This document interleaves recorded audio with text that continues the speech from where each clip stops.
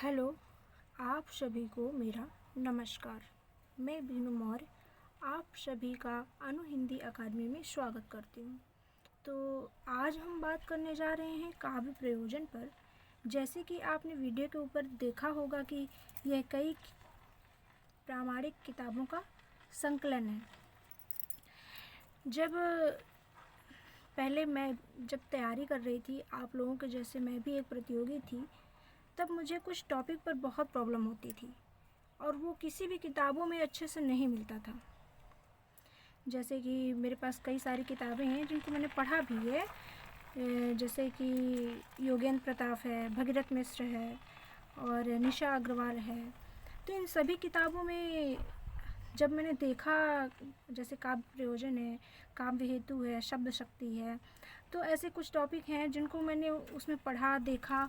तो किसी भी किताब में कोई भी मैटर मतलब पूरा इकट्ठा नहीं मिलता है। कुछ यहाँ पे होगा, कुछ वहाँ पे होगा। अगर आप एक किताब को पढ़ ले रहे हैं तो तब भी आपकी तैयारी कंप्लीट नहीं हो पा रही है। ऐसे मुझे बहुत प्रॉब्लम हुई।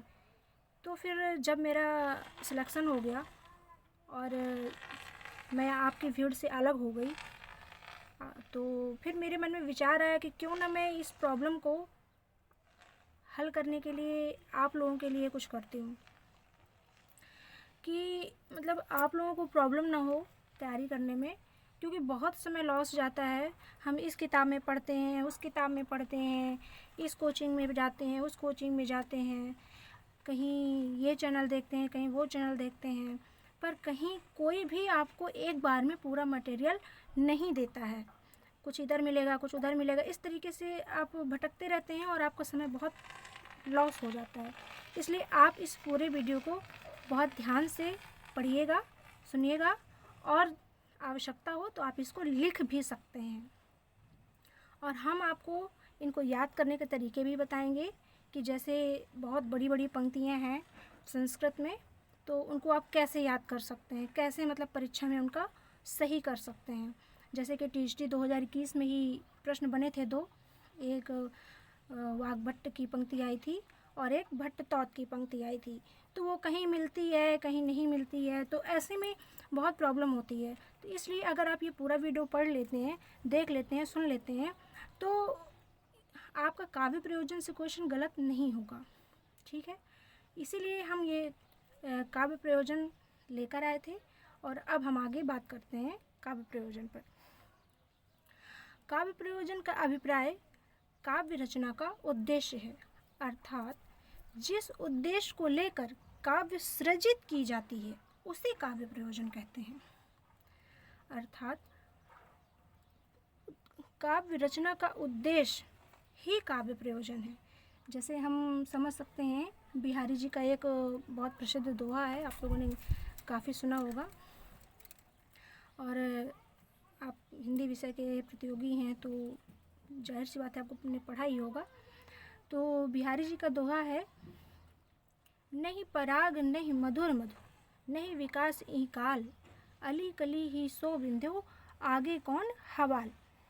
अब देखिए, इन्होंने ये पंक्ति क्यों लिखी, इसकी रचना क्यों की, इसके पीछे उनका कुछ उद्देश्य था। जब राजा जय सिंह जी अपने भोग विलास में लीन हो गए थे, तो कई उनके दरबारी लोग थे जिन्होंने उनसे कहा कि कुछ कीजिए ताकि महाराज महल से बाहर निकलें और देखें कि क्या चल रहा है समाज में या उनके राज्य में क्या चल रहा है। तो इसके लिए उन्होंने ये दोहा लिखा और जय सिंह जी के पास भेज दिया। तो कहीं ना कहीं ये एक उद्देश्य है ना, इस दोहे को लिखने का उद्देश्य था उनके पास, तभी उन्होंने इस दोहे को लिखा। तो यही उद्देश्य ही काव्य प्रयोजन है। ठीक है, तो आप लोगों को ये समझ में आया होगा कि काव्य प्रयोजन है क्या। कभी डिफिनेशन दे देता है या 2-3 तरह के ऑप्शन बना के पेपर में पूछ लेता है कि निम्नलिखित में से कौन सा सत्य है, कौन सा सत्य नहीं है। तो ऐसे में आप ये चीज़ समझे रहिएगा कि उद्देश्य ही काव्य प्रयोजन है। ठीक है, दूसरे शब्दों में यदि हम बात करें तो काव्य सृजन के पीछे रचनाकार का उद्देश्य, काव्य प्रयोजन, काव्य फल यह काव्य रचना की आंतरिक प्रेरणा शक्ति कहलाता है। अब जैसे हम पहले बात करेंगे काव्य प्रयोजन से संबंधित संस्कृत आचार्यों के मत, ठीक है, जिसमें पहला है भरत मुनि जी का।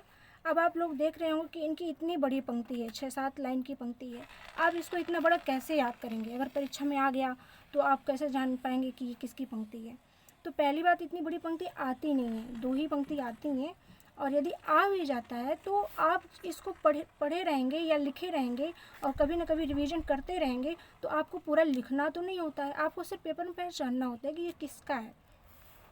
तो कुछ कीवर्ड होते हैं, उनको हम हाईलाइट कर लेते हैं या पकड़ लेते हैं।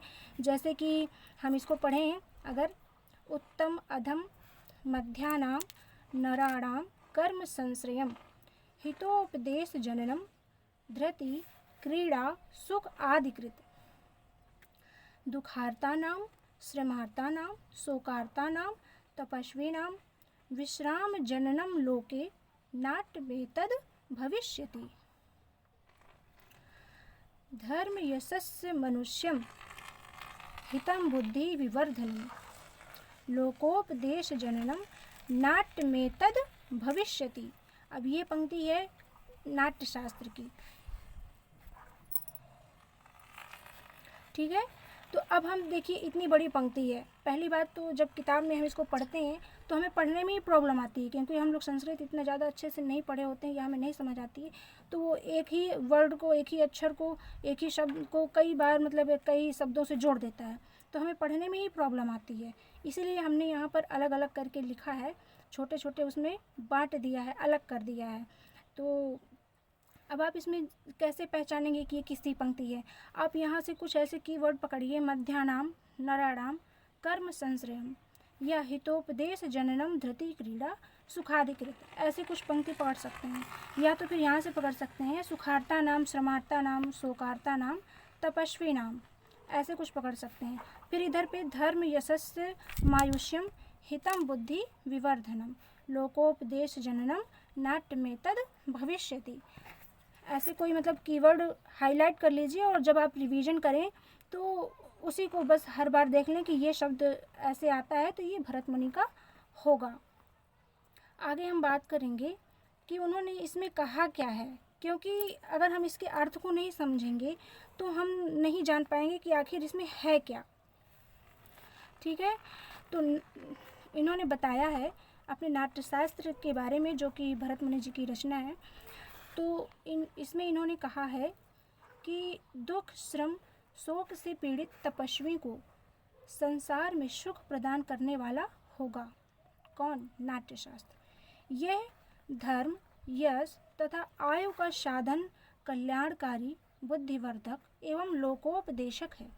भरत मुनि ने मुख्य रूप से धर्म, कीर्ति प्राप्ति, मनोरंजन, शोकनाश, व्यवहारिक ज्ञान प्राप्ति को काव्य या नाटक का प्रयोजन माना है। अब देखिए, इन्होंने ये उद्देश्य बताया है नाट्यशास्त्र में कि हम ये इसका उद्देश्य क्या है। तो इसका ये उद्देश्य बताया गया है कि इसमें दुख श्रम शोक से पीड़ित तपस्वियों को संसार में सुख प्रदान करने वाला होगा। तो यही उद्देश्य ही तो काव्य प्रयोजन है, ठीक है। अब आगे इन्होंने भामह ने बताया है, हम इनकी बात करेंगे और इनकी रचना से लिया गया है काव्य अलंकार से। तो धर्मार्थ काम मोक्षेषु वैच लक्ष्यम कलाशु च प्रीतिम करोति कीर्ति च साधु काव्य निबंधन। अब इन्होंने इसमें क्या कहा है तो इसको हम थोड़ा सा समझ लेते हैं। देखिए, आपको ये पंक्ति जो है ना, ऐसे कुछ ना कुछ कीवर्ड इसके पकड़ने हैं, मतलब जो ऐसे कीवर्ड पकड़ने हैं कि जो दूसरे कवि या आचार्य से मैच ना करते हों, और उस कीवर्ड को आप याद कर लीजिए। जैसे कि हम वहाँ पे देख रहे थे सुखार्ता नाम, धर्मार्था नाम ऐसे करके थे ना, तो भरत मुनि का था। ऐसे ही हम यहाँ पर भी कुछ वो कर सकते हैं, जैसे कि धर्मार्थ काम मोक्षेषु, इतना याद कर सकते हैं। तो ये अगर ऐसा पंक्ति आता है तो हम यहाँ से समझ जाएंगे कि ये भामह का है। अब देखेंगे हम सत्काव्य के अनुशीलन से धर्म, अर्थ, काम और मोक्ष का ज्ञान होता है। कलाओं में नैपुण्य मिलता है,